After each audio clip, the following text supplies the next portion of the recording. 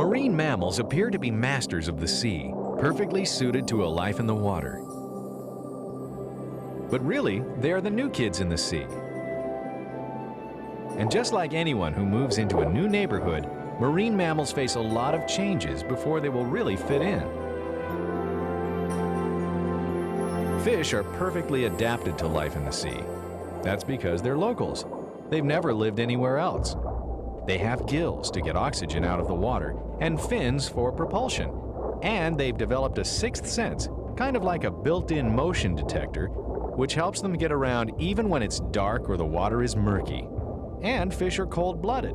Like reptiles, their blood adjusts to the temperature around them, so a fish doesn't really have to worry about keeping warm.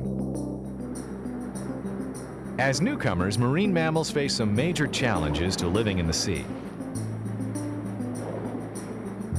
Since they're warm-blooded, they have to stay warm. And since they have lungs and breathe air, they have to figure out how to catch their breath.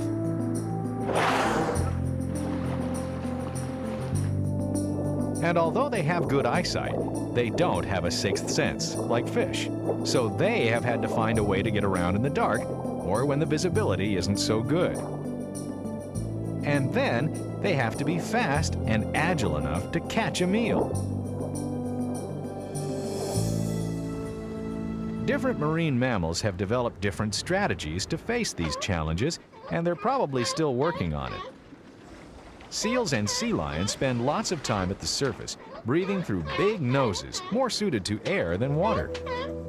Underwater, they do pretty well, considering that the fish they are chasing got a few million years head start on their swimming lessons. The sea lion's front and hind legs, so useful to their ancestors on land, have turned into graceful wing-like flippers that help them soar through the sea. Elephant seals are even more adapted. They can hold their breath for up to an hour and dive over a mile deep in search of food. But there's a trade-off. As anyone who has ever walked in swim fins knows, the more graceful you are in the sea, the more awkward you become on land. And elephant seals, like all seals and sea lions, still need to spend time on land. And here's the reason why. Like many mammal young, seal babies need a safe, warm place to grow up before they're ready to fend for themselves in the water world. Manatees live where the water is warm and predators are few, and they have their young underwater. Manatees don't spend any time on land, and they've lost their hind legs altogether.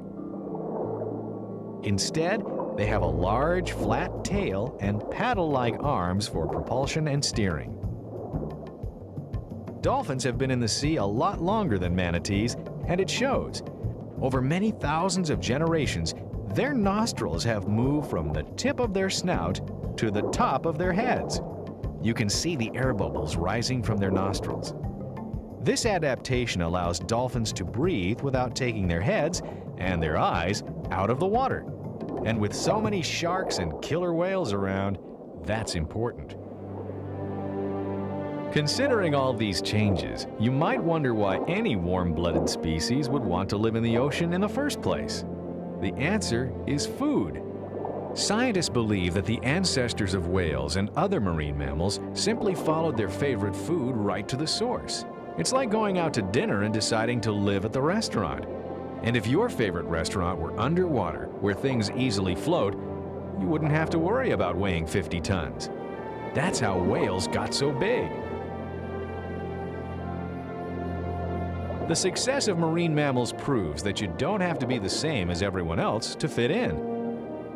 With a little help from evolution, these warm-blooded creatures can survive in the cold-blooded world of the deep blue sea.